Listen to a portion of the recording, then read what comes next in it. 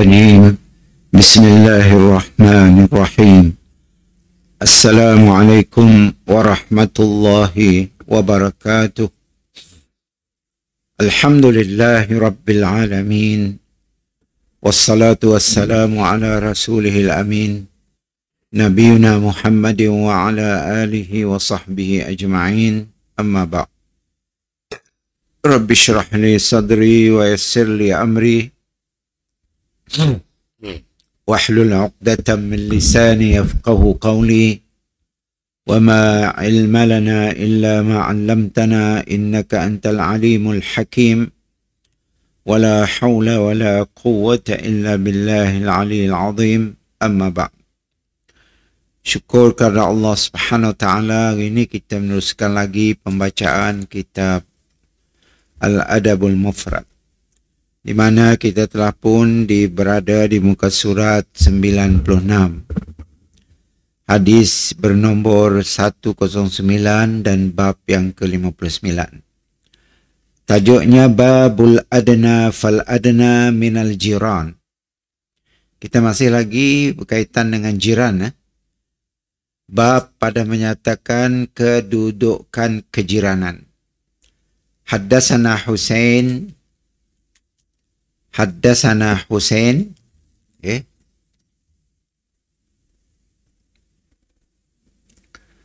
bin Huraisin qala haddatsana al-Fadl ibn Musa anil Walid ibn Dinar anil Hasan annahu su'ila anil jar faqala 40 daran amamahu wa 40 khalfahu wa 40 an yaminih wa 40 an yasarihi.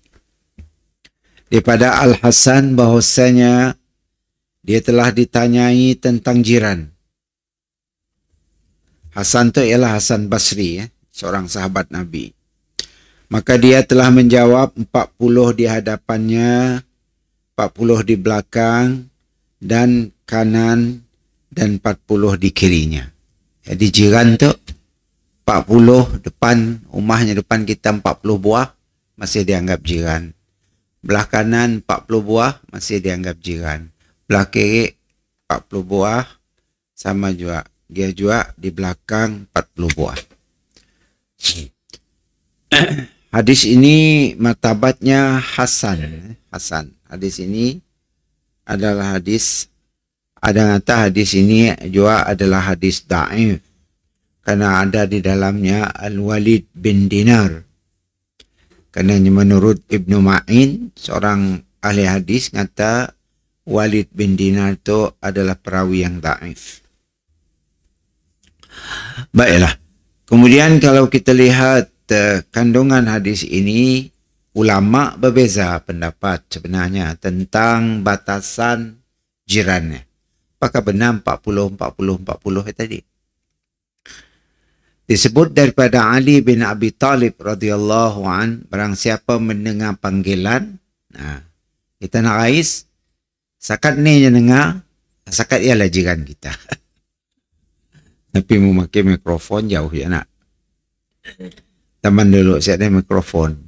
Barang siapa mendengar panggilan, berarti ia adalah tetangga atau jiran. Ada yang mengatakan barang siapa mengerjakan salat subuh bersama di satu masjid, maka itu dianggap jiran. Wah, beza-beza pendapat. Ada yang kata, nyeneriak, sakat ni suaranya didengar, sakatlah ialah orangnya dianggap jiran kita. Ada berpendapat mengatakan, siapa pergi salat subuh sama dengan kita, maka di satu masjid lah, masjid yang dekat, makanya dianggap jiran kita. Tapi disebut oleh Aisyah radhiyallahu anha, batasan tetangga adalah 40. Kalau ngikut Aisyah, batas tetangga ialah 40, macam dalam hadis tadi. 40 di depan, 40 di belakang, 40 di kanan, dan 40 di kiri. Ya, menurut Sayyidina Aisyah, isteri Rasulullah SAW. Tapi bahawa beliau sallallahu alaihi wasallam membatasi tetangga 40 adalah dhaif, tidak ada yang sahih. Jadi hadis itu katanya hadis dhaif yang menentukan 40. Okey. Macam inilah. Yang jelasnya menurut pendapat yang benar, yang betul ialah bahawa batasan tetangga ini dikembalikan kepada kebiasaan. Kepada kebiasaan. Kebiasaan di negeri kita macam ni. Berapa rumah dianggap jiran. Hanya anggap kebiasaan. Okay? Nya berbeza-beza antara negeri ke negeri. Maka ikut uruf lah. Uruf tu artinya ikut keadaan adat dan suasana negeri yang tempat kita diam. Kalau kita diam di flat misalnya, macam ni. Kalau ngikut hadis dhaif tadi, 40 tingkat flat ya, dia masih dianggap jiran kita lah.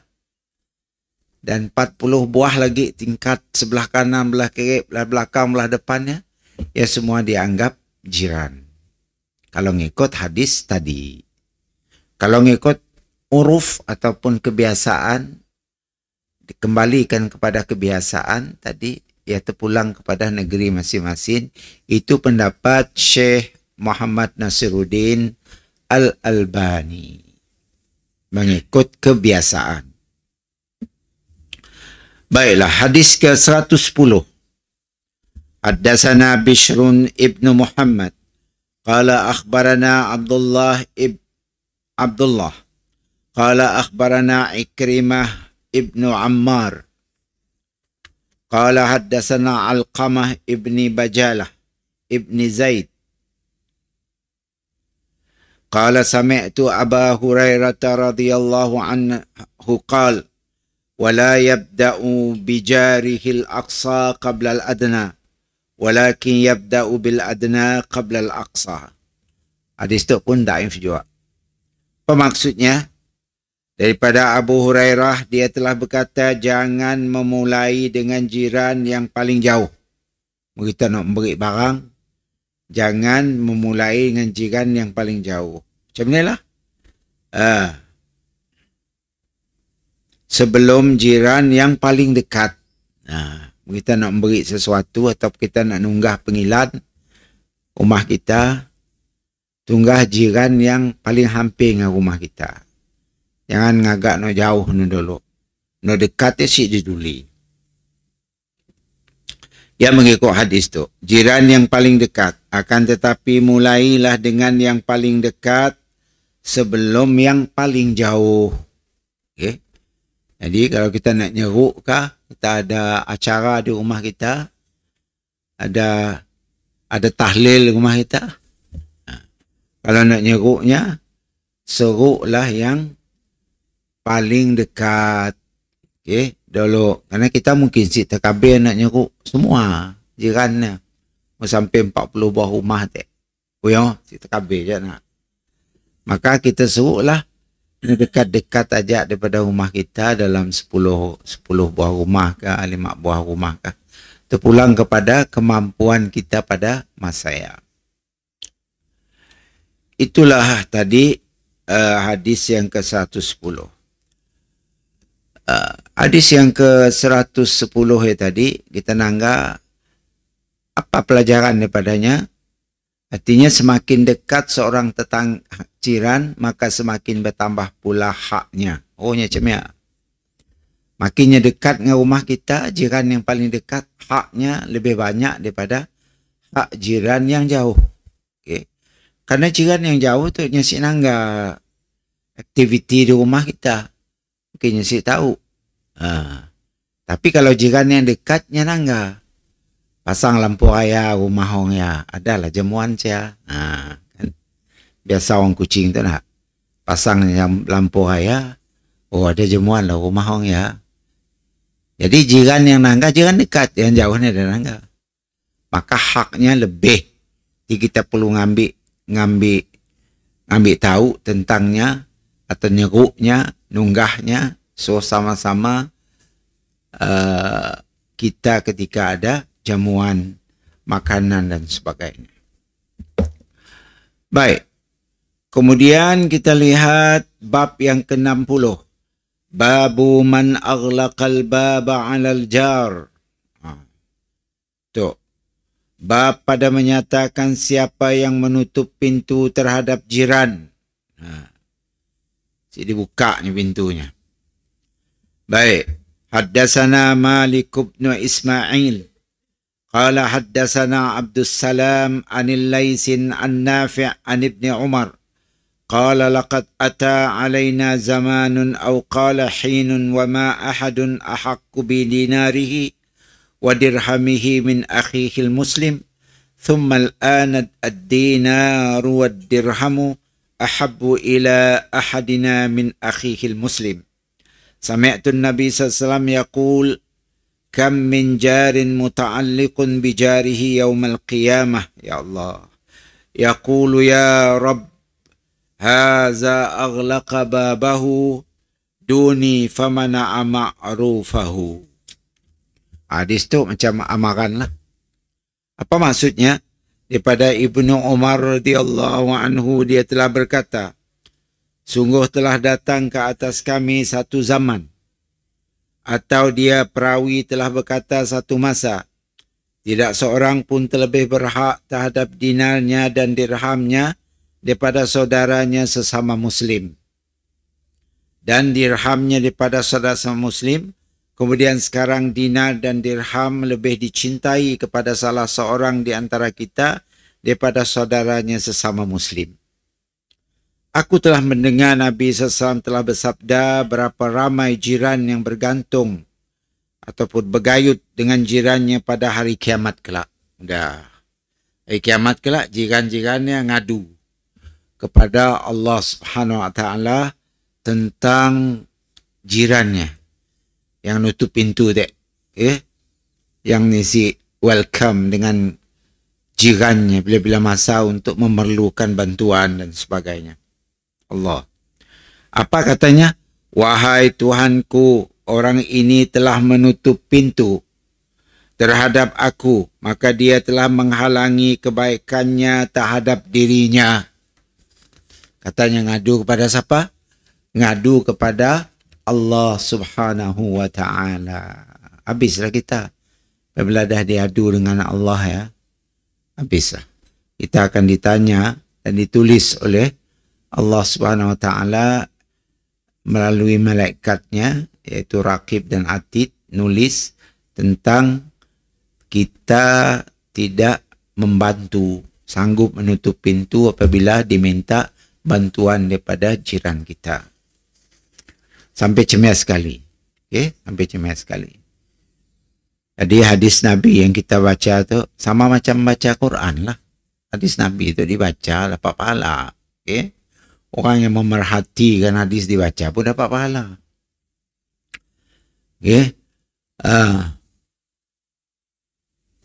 Orang memerhati kita membaca hadis pun dapat pahala. Itu sunnah Rasulullah sallallahu alaihi wasallam.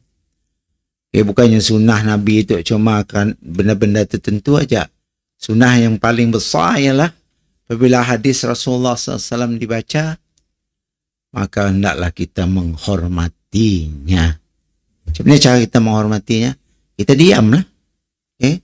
Kita diam dan kita dengar apa yang disampaikan oleh hadis Rasulullah sallallahu alaihi wasallam ini tadi.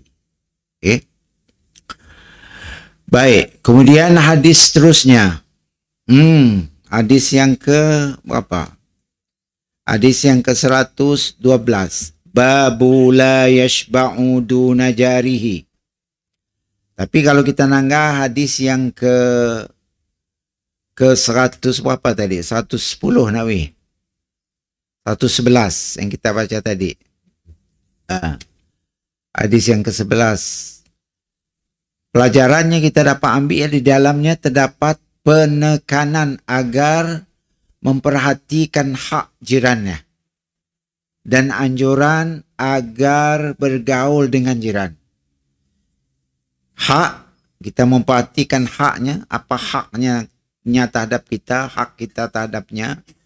perlu ialah dengan membantunya sentiasa memastikan pintu kita terbuka. Bukan maksudnya pintu boleh ditutup. Maksudnya bila-bila masanya mohon pertolongan, kita siap. Ya, maksudnya pastikan pintu ya terbuka untuk jalan. Karenanya akan ngadu kepada Allah Subhanahu Wa Taala kelak di akhirat. Macam mana yang ngadu? Yang akan ngadu di akhirat pada hari kiamat nanti. Apa katanya? Ya Rabb, hadza aghlaqa babahu duni famana'a ma'rufahu. Ya, aduannya. Wahai Tuhanku, orang ini jirannya lah, menutup pintunya terhadapku, lalu dia menghalangi kebaikannya terhadap diriku. Ya, diadunya kepada Allah Subhanahu Wa Taala di akhirat kelak. Habislah kita. Ya Allah, ya Rabbi. Fikir kita tak jiran saya dah apa-apa lah. Rupanya besar hak jirannya. Macam hadis minggu lepas yang kita baca, sampai Nabi Jibril setiap kali berjumpa Nabi mengingatkan tentang hak jiran. Lalu kata Nabi, sampai aku menyangka bahawa jiran boleh mewarisi harta. Seolah-olah macam ya, Kotan Jibril malah nyebut tentang hak-hak yang patut kita tunaikan terhadap jiran kita. Baik, itulah hadis yang ke-110. Hadis yang 111. 112. Ya. Babu yukthiru ma'al maraq. 112. Babu la yashba'u duna jarihi. Bab pada menyatakan tidak akan kenyang tanpa jirannya. Ini makan seorang lagi. Haddatsana Muhammad ibn Kathir. Qala akhbarana Sufyan an Abdul Malik ibn Abi Bashir. An Abdullah ibn al-Musawir. Qala sami'tu ibn Abbas yukhbiru ibn al-Zubair yaqul سمعت النبي صلى الله عليه وسلم يقول ليس المؤمن الذي يشبع وجاره جائع. Hadis sahih. Daripada Ibnu Zubair radhiyallahu an, dia telah berkata, aku telah mendengar Rasulullah sallallahu alaihi wasallam bersabda, apa kata Nabi? Bukanlah seorang yang beriman, orang itu tidak dianggap beriman maksudnya dengan sempurna, kena orang yang dia kekenyangan sedangkan jirannya kelaparan. Wah, ya tadi. Jenis nutup pintu tadilah. Dia nak makan nyaman, tutupnya pintu. Takut bau keluar. Kalau bau keluar, tengoklah orang jiran. Katalah jiran kebetulan orang miskin. Cium nyaman-nyaman. Kita sebab ya di Nabi pada tidak beriman dengan sempurna seorang Muslim itu kalau dia makan kenyang sedangkan jirannya kelaparan. Allahu Akbar. Besar tanggungjawab kita terhadap jiran. Sampai yang ngadu dengan Allah dalam hadis 111 tadi. Aduannya bukan main lagi. Apa katanya tadi? Allahu Akbar. Ya Rabbi. Hadis 111. Ya, nyentuh hati kita. Aduannya. Ya Rabbi. Hadha aghlaqa babahu duni. Famana'a ma'rufahu. Ya katanya.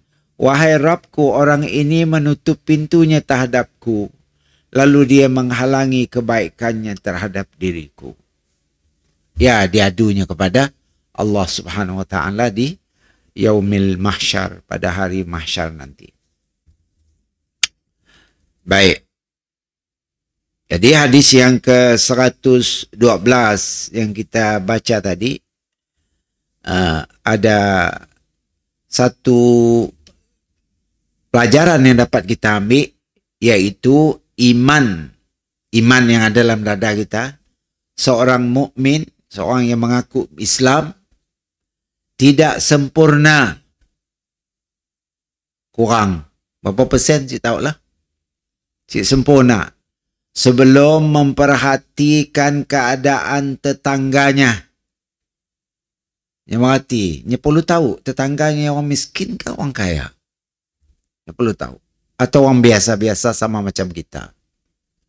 Punya biasa-biasa sama macam kita, ya okey lah, tidak ada masalah. Atau punya lebih kaya pada kita, ya tidak ada masalah. Tapi kalau jiran ya, kehidupannya jauh lebih kurang daripada kehidupan kita. Kita makan nyaman-nyaman saja. Mengeso ke nak.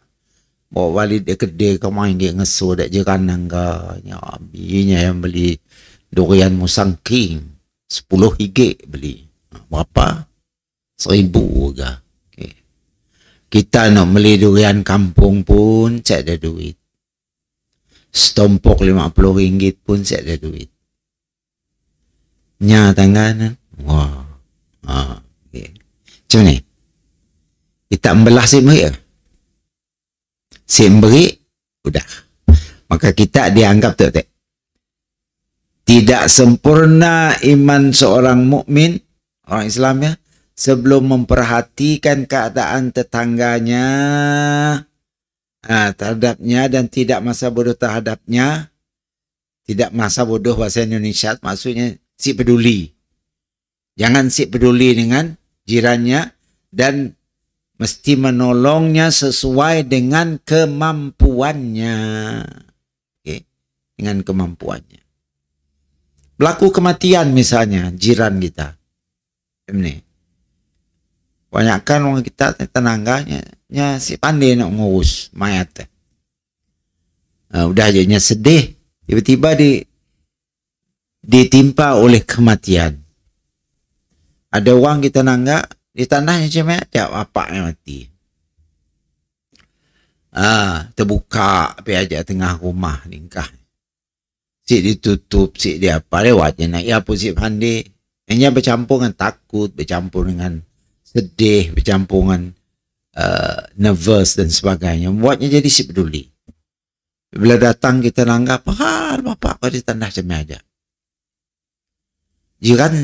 Jiran baru datang. Jiran cik tahu juga, cik dipadah dengan jiran. Bahawa keluarganya mati. Cik dipadah. Lagi, alhal subuh tak ada orang yang mati. Yang ke-10 yang ada. Di mayat ada keruk. Masih lekang-lekang di ruang tamu.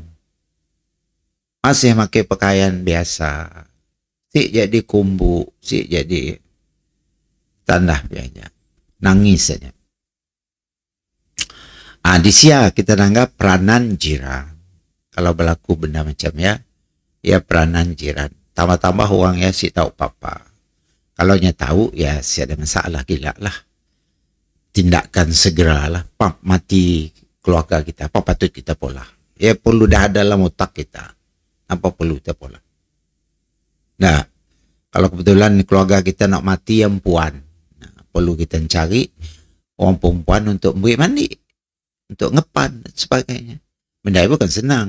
Kalau saya ada konteks, saya ada apa. Ini itu ada no free kan itu kan. Van free dan sebagainya. Kita boleh call-nya. Simpanlah nombor teleponnya. Okay. Tapi sebelum kita madah sebenarnya, kita perlu memaklumkan kepada jiran tetangga lebih dahulu. Okay, lebih dahulu. Supaya dapat membantu kita dalam menangani orang mati ya tadi. Dan kita pun, yang pun keluarga ya, atau benar-benar lo mayat. Macam ni tengah tu bunyi mati mulut tengangaknya kan, tanda tengangaknya aja, ikat kalinya. Katanya mati ya tutup mulutnya. Atau punya mati mata terbelalak ya. Cikan tanda. Kelak orang jiran datang agak apa? Diumpatnya lah. Ya Rabbi tadi ku nanggawang ya. Mulutnya tengangak pendak dosanya kehadah. Orang mati diumpatnya nak. Ku nanggawang ya tadi mati. Lidahnya jelir. Matanya terbelalak. Apa ndak dosanya? Seorang ada seorang. Akhirnya setaman ya tahu. Ada kau dengar cerita? Nyai mati tadi. Ada kau dengar cerita? Dah. Ujung-ujungnya setaman ya tahu. Salah siapa? Keluarga. Baik keluarga. Atur dulunya. Jenazah. Kedong nyigit lembut. Nyebok mati kan lembut. Kita sih aturnya nyalu keruk. Lalunya keruk, tangannya ke daya siapa dia tangan tengah ke datuk, ditandah lalu ke datuk aja tangannya. Atau dingkah lama ekon, keluar daripada ekon. Nyawa jadi keruk tangan saya. Maka kita atur dulu matanya tu, mulutnya mutenganga, ikat situ ayagu tu ikat ke atas tu. Okey, matanya tekankan ke bawah. Tangannya engkah atas perutnya atau engkah lurus dia. Kakinya tu suruh ngadap kiblat, palaknya ngadap kakinya ngadap kiblat. Okey, kakinya ngadap kiblat. Sedia ada kain kafan, ada kapur barus, beri mandinya, ada sabun, dan wang yang tukang beri mandi. Ya perlu kita sediakan semuanya. Okay? Barulah pengendalian jenazah ya dalam keadaan teratur dan cepatlah. Sehingga ada nak ingat Eden mati loh. Dia mati kan awal. Tahu tak? Pukul 3 sampai alat kemik mandi, ingat tak? Pukul 3. Ya Allah. Makanya mati siang tadi. Pukul 3 dini hari. Bau dapat ngembak joli kemik mandi. Ia pun pinjam kampus ngedil. Pinjam di kampusnya, disuruh kampusnya. Apa lama mayat nunggu. Okay. Karena keluarga ya si ada persediaan Arab dengan orang nak diarab nyetek pun si apa betul juga. Jadi susah lah. Okay. Ya pentingnya tadi jirannya. Okay. Jiran yang baiknya pasti akan nolong. Kalau kami telefon. Kalau kami telefon dengan jamek. Macam kita situ kan jamek. Senang. Walaupun ada dibayar apa semua. Sedia duit lah. Kalau nak free. Nunggu giliran. Ada nak free kan. Ada telefon. Ada saya nyimpan telefon. Free. Beri mandi. Free. Ngapan. Free. Ke bumi. Free. Van. Kembak mayat. Free. Semua free. Tapi nyuruh kita nyumbang. Setiap bulan. Nyumbang berapa kita dapat lah sumbangan RM10, RM100 sebulan. Kalau ada berlaku apa-apa, nama kita ada dalam senarai bahwa kita salah seorang penyumbang, maka semuanya akan free insyaAllah. Okay? Jadi itulah kepentingan jiran kita nangga. Makanya Islam begitu mengambil berat tentang hak-hak jiran yang perlu dijaga dan dipelihara. Ini mu jiran jahit. Nah, okay. Jiran jahit, ia lain cerita.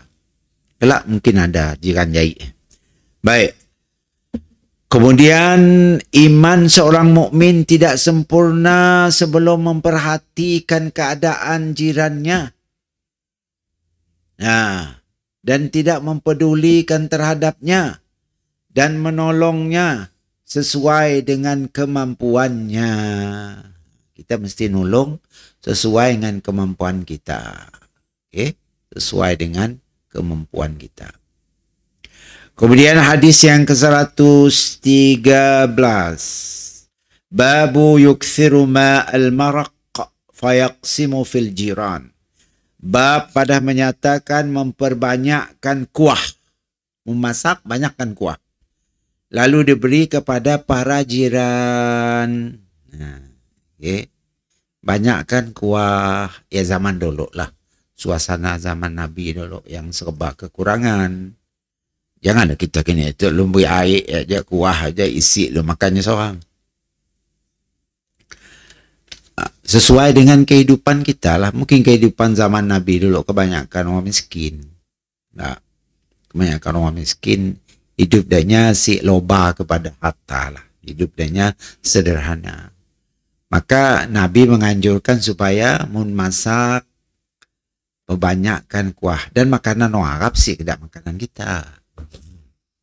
Makanan orang Arab sih kedak makanan kita. Caranya memasak berbeza dan sebagainya. Maka kuahnya pun masih pekat. Wah, yang saya ada kita nyari kuah air biajak kuah. Nah, selalu orang kita mula singgang, mula no ya. Mungkin kita nangga pekat tidak kuah-kuahnya. Kuah-kuahnya pekat, bercampur dengan isi, dengan kentang, dengan apa semua. Jadi perbanyakkan kuah kata Nabi. Apa maksudnya? Haddasana Bishr bin Muhammad qala akhbarana Abdullah qala akhbarana Syu'bah an Abi Imran al-Jawni an Abdullah ibn Samit an Abi Zarr radhiyallahu anhum ajma'in qala awsani khalili sallallahu alaihi wasallam bi salasin asma'u wa uti'u walau li 'abdin mujadda' al-atraf wa iza sana'ta marqatan fa'aksir ma'aha summa anzur ahla baitin min jiranika fa'asibhum minhu bima'ruf wa salli salata liwaqtiha fa in wajadta al-imama qad salla faqad ahrarsta salataka wa illa fahiya nafilatun. Hadis sahih. Daripada Abu Zar radhiyallahu anhu, dia telah berkata, telah berpesan kepada aku kekasihku. Siapa kasihnya? Yakni Rasulullah sallallahu alaihi wasallam. Sebab disebut namanya Khalili. Khalil itu bahasa Arab memberi makna orang yang kita sayang. Jadi dak sahabat tu paling sayang dengan Nabi. Maka Nabi disebutnya Khalili. Muhammad Khalili. Muhammad kekasihku. Orang yang ku sayang. Dengan 3 perkara dipesan Nabi. Apa satu? Supaya aku akan mendengar dan aku akan patuh walaupun kepada seorang hamba yang terpotong jarinya, yang cacat. Ya pesan Nabi. Satu,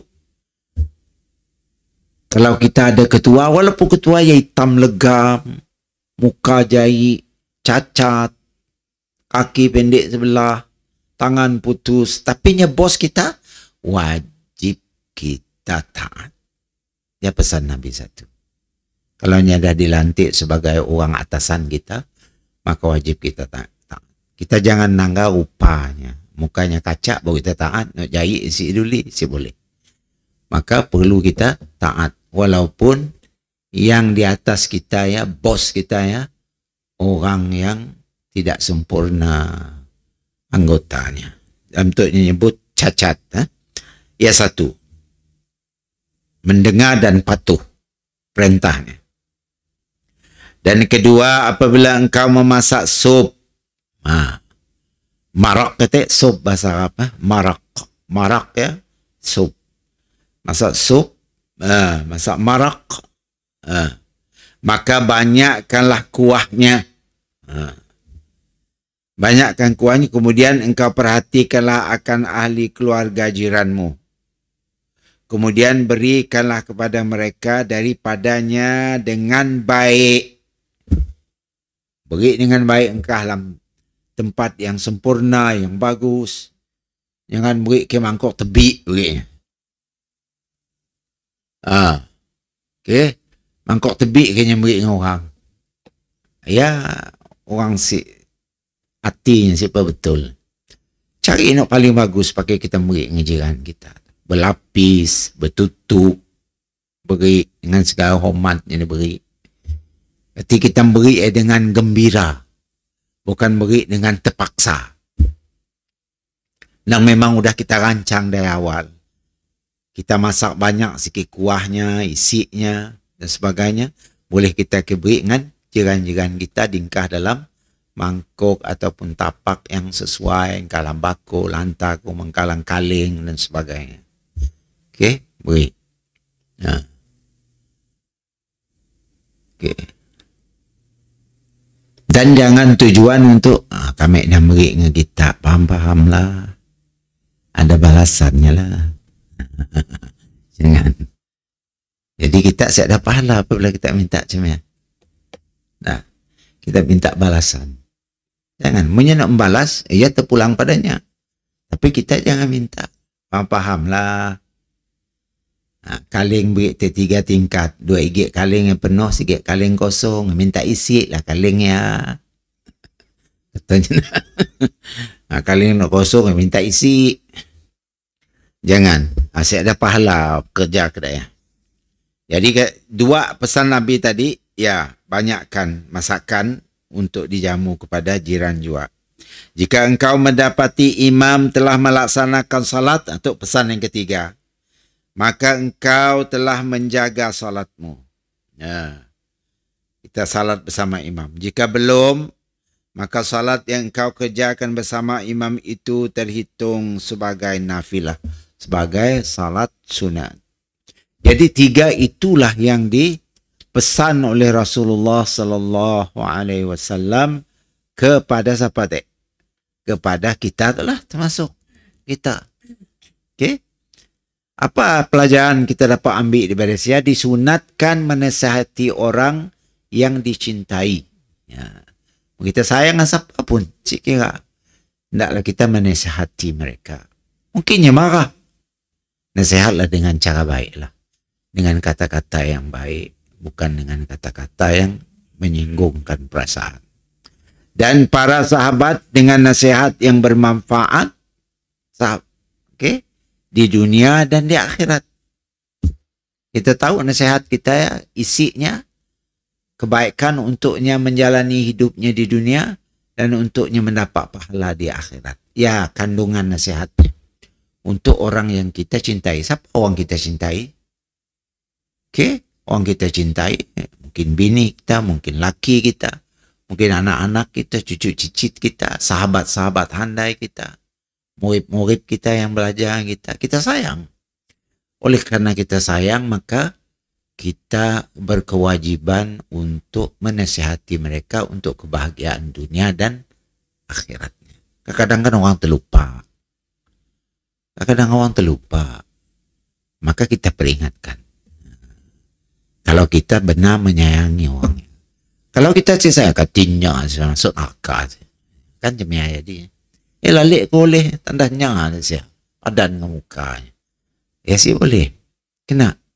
Selama kau mencinta atau menyukainya sebagai sahabat, sebagai kaum keluarga, kaum kerabat kau, maka tunjukkanlahnya jalan yang benar untuknya menjalani kehidupan di dunia dan di akhirat. Walaupun terkadang orang yang dinasihatnya marah. Marah. Orang dinasihat. Ya dosanya lah. Marah. Tapi kita sebagai orang yang sayang dengannya, tetap terus menasihatinya dengan benda-benda yang baik.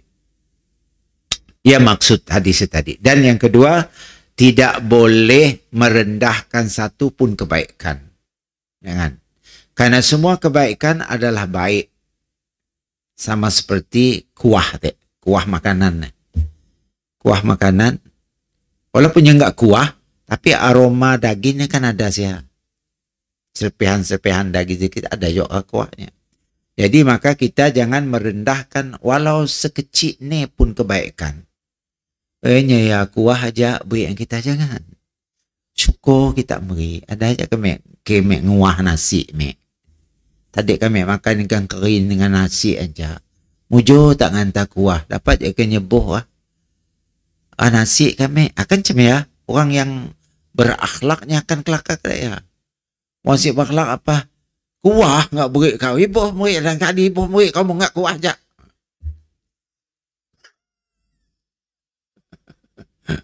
Orang pelantin lah isi dia tergigit. Okay? Arti orang macam ni dianggap meremeh dan merendah-rendahkan pemberian orang. Macam nak cerita dalam hadis sebelumnya, Aisyah beri koma 3 gig. 3 gig kenapa? Kita tungam 3 gig lalu habis. Tapi apabila jirannya datang bertetangga rumah Aisyah, Aisyah diberi Nabi 3 ringgit koma tadi untuk makan Aisyah. Tapi apabila jirannya datang bertetamu di rumah, kebetulan hanya seorang jiran datang. Nya datang ke anak dua orang di mbak. Biar kecil dua orang. Aisyah pun ada 3 ringgit buah kurma, beri dengan perempuannya, kawannya seorang, jirannya tu, dia beri dengan biar kecil sikit seorang. Nyempun saya makan. Okay. Sampai cemerlang sekali menghormati tetamu dan sama adanya jiran ataupun tetamu jauh yang datang berkunjung ke rumah kita. Okay. Jadi kita dalam hadis ini kita dapat ambil pelajaran, jangan merendah-rendahkan satu kebaikan orang, karena semua kebaikan ada pahalanya di sisi Allah. Walaupun sikit. Kita rasa, ini ada pahala, kamu beri sebegit koma ya. Ada pahala. Nabi kata, bersedekahlah kamu walaupun dengan sebutir kurma. Kan hadis Nabi, hadis sahih lagi. Walaupun dengan sebutir kurma. Bagi kita yang kenyang tu, memanglah kita rasa koma enggak sikit sedepek dah. Tapi bagi orang miskin, yang mutit-mutit macam sidak Gaza masa tu. Mutit nak kecil-kecil, yang mutit sepehan-sepehan roti di teguguk. Dah saya ada lagi sepehan roti ni, rumput dimakan sidak. Cuba orang kedai tak ambil sikit koma macam ni. Ya Allah, nyaman. Ciknya. Kita rasa si cukup kerana kita tu banyak makanan di rumah kita. Sebab kita mudah menganggap nak beri orang sikit yes, macam si suka kita kena. Rumah lemeti Aisyah ku koma ada 3 kilo.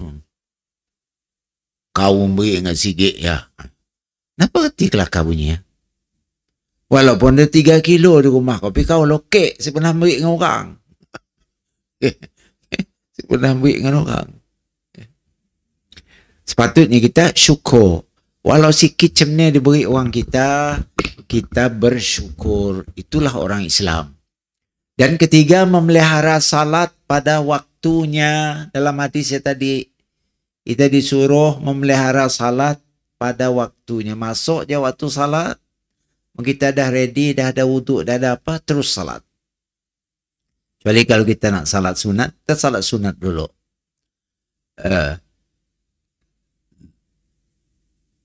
Jadi memelihara waktu salat adalah suatu yang dituntut dalam Islam. Dan yang seterusnya disyariatkan mengerjakan salat bersama imam sebagai salat sunnah bagi orang yang telah mengerjakan salat wajib di rumahnya. Ini ada semayang di rumah teh. Tiba-tiba datang kawannya ke rumah kita. Dah semayang kau teh? Belum kok. Kita semayang gilanya. Jadi imam. Salat kita kali kedua ya, dianggap salat sunnah. Okey. Dapat pahala sih? Dapat 27. Tadi kau semayang seorang. Apa enggak dapat? Mungkin 10 enggak dapat. Bila kawan kita datang, tu kita pergi masjid. Orang dah habis orang semayang. Dalam ada 2, 3, 4 orang. Kita teh udah semayang. Kita nanggai. Kita orang belum semayang. Lo mangkalak kami imam. Kita ngimam, kita dah semayang. Maka kita dapat pahala sunat. Itu ajaran Rasulullah sallallahu alaihi wasallam dalam hadis yang sahih itu tadi.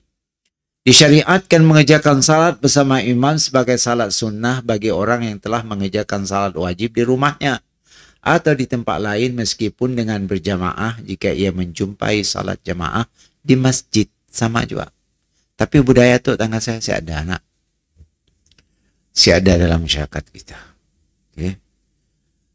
Padahal benda yang merupakan sunnah Rasulullah sallallahu alaihi wasallam. Okay, sunnah Nabi. Kita tu gagung dengan sunnah-sunnah no biasa-biasa aja. No benda macam tu sunnah juga. Okay. Sunnah Rasulullah sallallahu alaihi wasallam.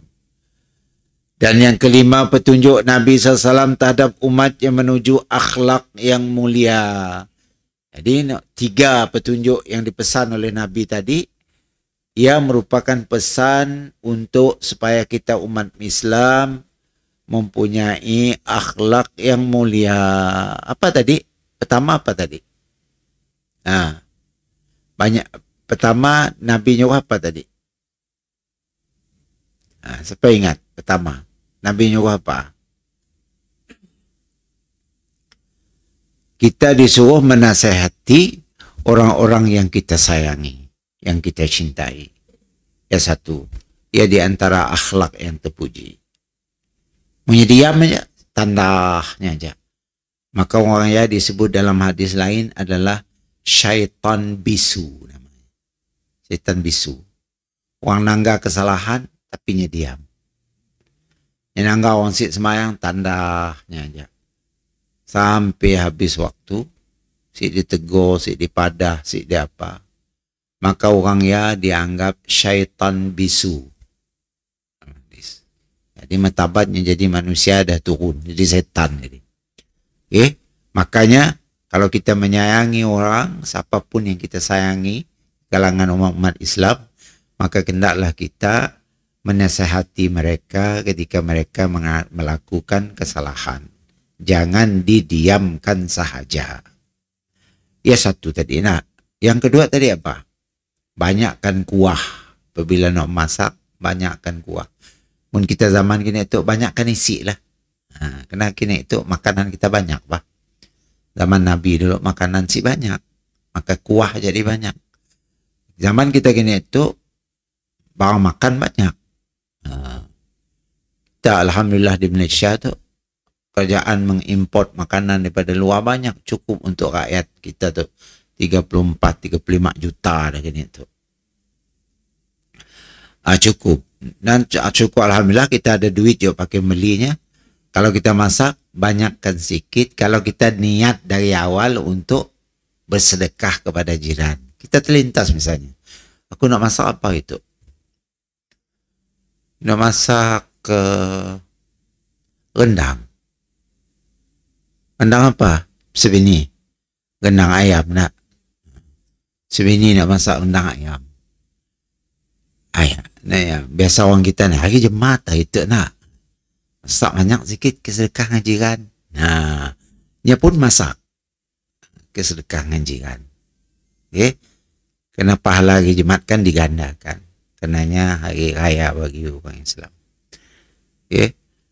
Maka nya pun masak banyak sikit, dah masak baik dengan jiran yang paling dekat dengan rumahnya. Jadi itu perlu niat dari awal. Perlu niat dari awal. Baik. Dan yang ketiga, hendaklah sembahyang apabila masuk waktu. Masuk waktu terus salat. Kecuali kalau kita ada kelas macam tu, kita yang penting masih dalam waktunya lah. Sampai keluar waktu. Waktunya masih ada. Baik. Mungkin kita siap ada pola apa-apa, lebih baiklah kita sembahyang apabila masuk waktu. Mungkin kita ada pelajaran ngaji ke apa semua tu, bolehlah ditangguhkan sebentar asalkan jangan sampai keluar daripada waktu salat. Itulah 3 benda yang Nabi pesan kepada sahabatnya tadi, termasuk pesan kepada kita untuk supaya kita menjadi orang yang mempunyai akhlak yang mulia. Dan yang seterusnya disunahkan saling memberi hadiah di antara tetangga karena dapat menumbuhkan rasa cinta dan menambah rasa kasih sayang. Saling memberi hadiah. Ya tadilah makanan. Kadang-kadang hadiah kita berbentuk makanan. Kadang-kadang hadiah kita berbentuk barang mungkin. Kalau kebetulannya memang ada celebrate apa kan, benda-benda yang dibolehkan Islam, celebrate benda-benda yang dibolehkan oleh Islam, maka kita datang membawa suatu hadiah kepadanya. Itu memang sunnah Rasulullah sallallahu alaihi wasallam. Tahadau kan dalam hadis Nabi ya. Saling memberi hadiahlah kamu. Nescaya hati kamu akan terus berkasih sayang di antara sesama Islam dengan melalui hadiah tadi. Jadi ya sunnah Nabi. Kena sunnah. Karena Nabi yang nyuruh. Bila Nabi nyuruh, maka itu sunnahnya. Karena Nabi, walaupunnya dalam kehidupan yang serba kekurangan, dia malah beri hadiah. Sekadar mampunya lah. Sekadar mampunya. Beri hadiah sebiji kurma. Beberapa dinar, duit sikit. Beri. Yang penting beri. Baik ya tadi, dilarang orang kena beri, jangan lewat sikit biar kau. Dilarang ya orang si berakhlak.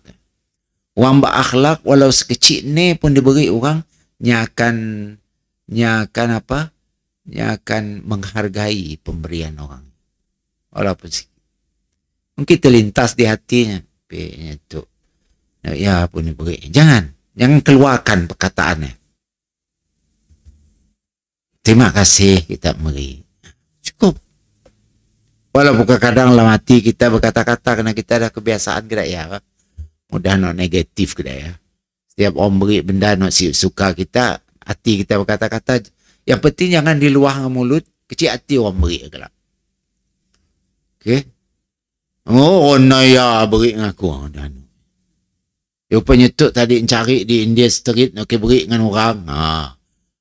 Bulaknya sejam. Pergi ke shopping kompleks segala macam jam nangga kaca nak hijau dalam hati aku beri dengan si anak tu datang ambil saya apa hijau beri orang aku tu sebenarnya makan hijau apa ni perasaan orang nak beri nak hijau tu patutnya ambil je lah kau makan kasih makan lain cerita. Kebik kau orang lain lagi kami sapi jangan depannya. Ambil kau hijau, aku suka hijau, aku anak kuning ambil aku. Jangan. Ambil ya dulu benda ya. Simpan terima kasih. Kacak hijau. Boleh sih pura-pura? Boleh. Kita muji. Demi untuk menjaga hati. Okay? Kita kacak hijau tu. Kau suka hijau? Okay. Si juga suka hijau tapi kacak hijau tu. Puji sikit. Ya maksud Nabi tadi, hendaklah kita menghargai dan jangan merendah-rendahkan walaupun kebaikan yang orang beri dengan kita sikit benda ya. Atau benda yang kita mungkin si suka. Ambil aja. Kelak bila masa kita beri dengan siapa ke sedekah ke balik. Yang dapat pahala besar lagi. Sedekah ke sedekah ya. Okay? Boleh. Ambil aja. Sibuk kita nak komentar macam-macam sampai mengecil hati orang yang memberi. Itu adalah akhlak yang diajar oleh Rasulullah sallallahu alaihi wasallam. Kata Nabi itu, apa kata Allah muji Nabi dalam Quran? Innaka la'ala khuluqin 'azim. Sesungguhnya engkau Muhammad adalah orang yang mempunyai budi pekerti akhlak yang paling unggul. Nabi nak apa je dia beri orang yang ambil. Jangan ambil. Saya tak komen. Walaupun macam orang beri sutra dengannya. Saya tak jangan nak tu. Kami orang Islam saya boleh pakai sutra. Apa hal kau ambil sutra? Kan ada dalam hadis. Nabi diberi sutra. Nabi ambil. Terima kasih. Tapi Nabi si pakai. Diberi dengan Umar. Umar kata apa hal ambil dengan aku ya Rasulullah. Kan kita orang lelaki Islam saya boleh pakai sutera. Aku beri kau bukan ke pakai kau. Aku beri kau ke kau jual, duit dijual lah, ambil lah. Tapi Nabi ngambil. Saya ada Nabi mana? Haram. Saya ada. Jangan kita kan itu kadang-kadang dah. Bila dah beragama sikit dah. Semua haram. Ini haram. Semua haram. Haram. Sutra ya Syekh. Haram. Okay. Sibuk lah kan. Orang tahu dah haram. Ambil aja. Terima kasih. Kayak jual lah. Jual ambil reganya. Tak. Sebini macam lah. Ngan jual depannya. Jual depannya kecil je hatinya. Nak beri engkau tak boleh dijual kau. Jual bila masa si depannya. Setelahnya lupa, setelahnya apa, mungkin 2-3 minggu kayak baru kita jual. Okay? Atau kita beri dengan orang yang boleh makainya, perempuan, beri dengan bini kita kah, anak perempuan kita yang nyasi haram makai sutra, perempuan kan boleh makai nak. Orang beri kita emas bini, apa kata kita? Haram kami apa beri emas. Sibuk. Ambil ajaknya beri dengan bini kau. Faham sih? Sibuk lah nak jadi alim gila sial ni buat haram, masuk neraka.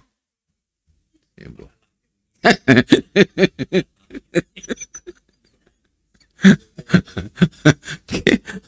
Ambil. Okay. Supaya orang beri ya si kecil hati. Okay. Ambil aja. Macam Nabi tadi lah. Ya sunnah Rasulullah. Dia beri apa pun yang ambil. Nah. Pernah diberi sup oleh jiran Yahudi, beri sup daging. Yahudi beri. Kita kata kau Yahudi laknatullah nak beri aku daging. Kita kan macam biasa kita. Mak balik. Atau ambil lah tuang mukanya pun. Nabi ambil. Walaupun dalam sup ada racun. Dia si tahu mas saya. Kan Nabi makan. Mula daripada lepas Nabi minum sup ialah membawa kepada kematian Nabi. Sakit yang ada kena racun nak diminumnya, sakitnya memanjang sampai membawa Nabi kepada kematian. Okey. Dak sahabat alhamdulillah si sempat makan. Nabi yang makan. Aisyah pun pernah diberi juga. Nak binatang disembelih, kasih sembelih, saya tahu. Gini kaya tu ya Rasulullah, jiran kita beri tu daging tu. Nabi madah apa? Samillah wa kuli. Sebut nama Allah dan makan. Walaupunnya tadi sembelih si penamati. Ni si baca bismillah. Kau nak makannya baca bismillah. Ada Nabi haram. Haram dalam punya ya. Bagi palitnya jangan ambilnya haram ya. Saya Nabi kata Aisyah, samillah. Samillah artinya sebut nama Allah, bismillah. Wa kuli dan makan. Tengah atas akhlak Rasulullah hebat. Patutlah Allah mujinya.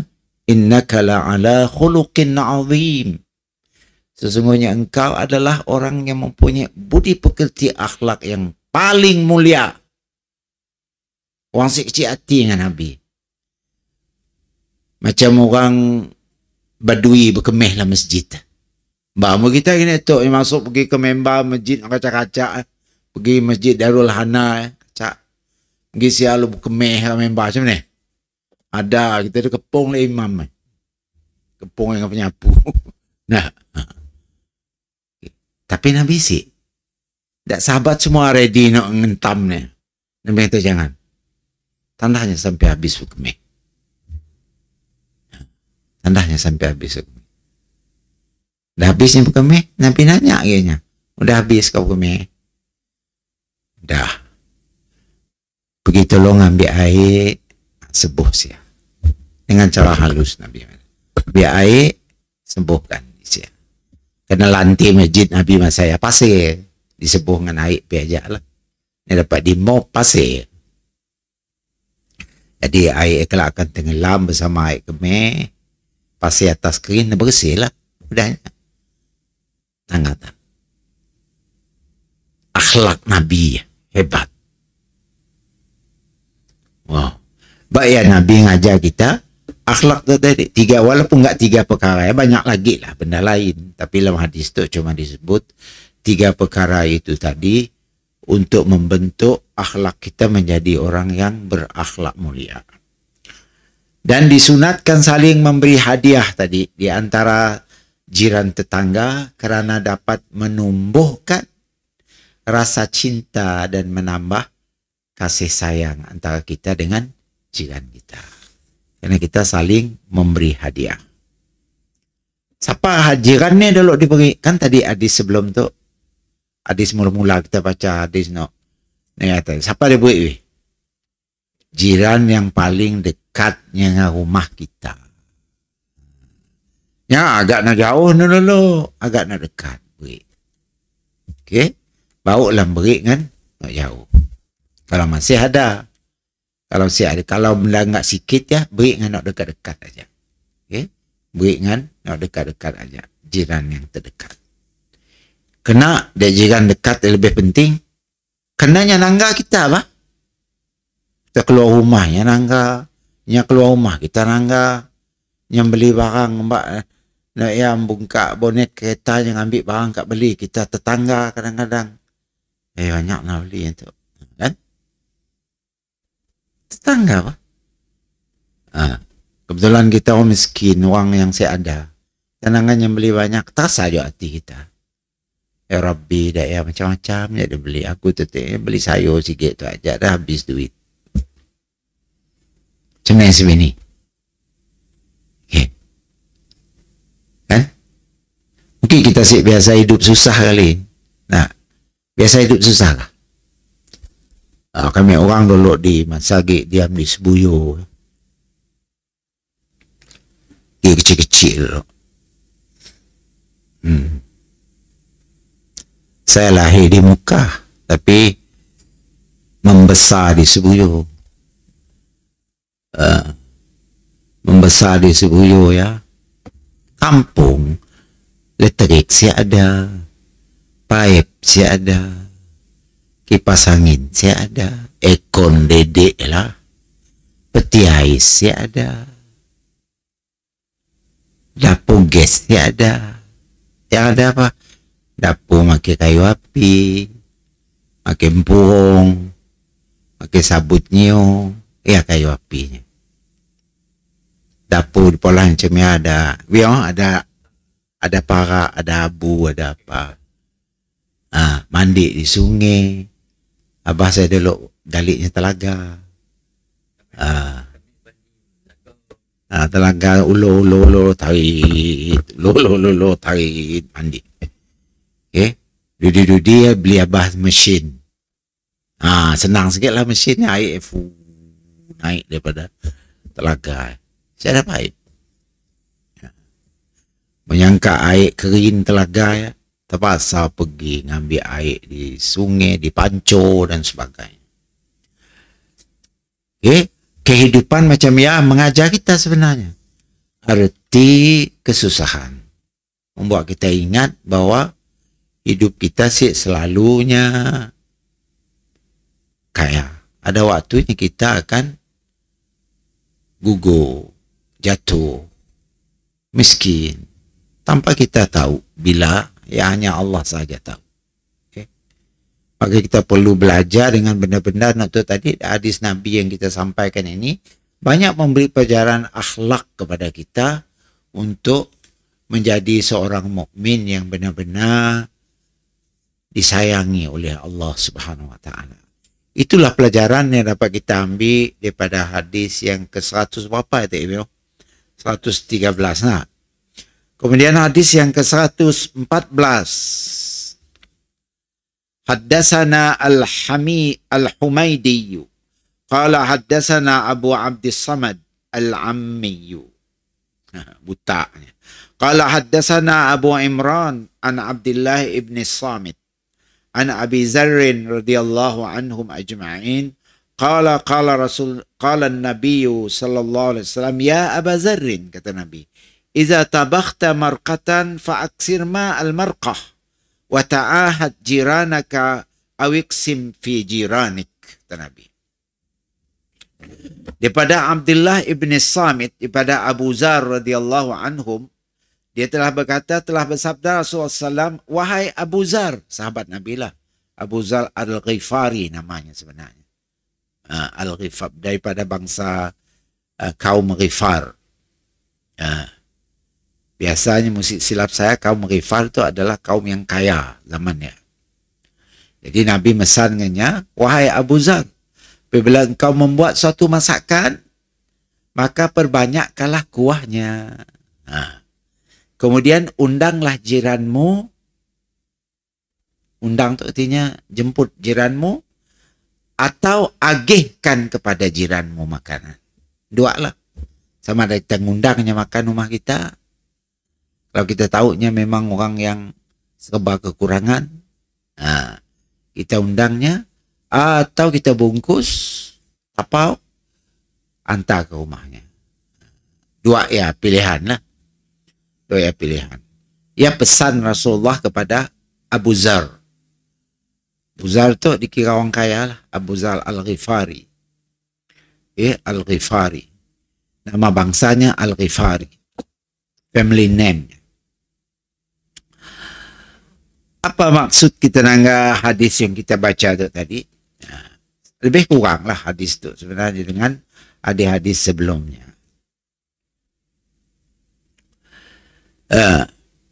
Udah kita jelas tadi, sama dengan hadis 113 tadi. Sama. Allah, Nabi mengajar Abu Zar tentang akhlak dengan jiran. Ya.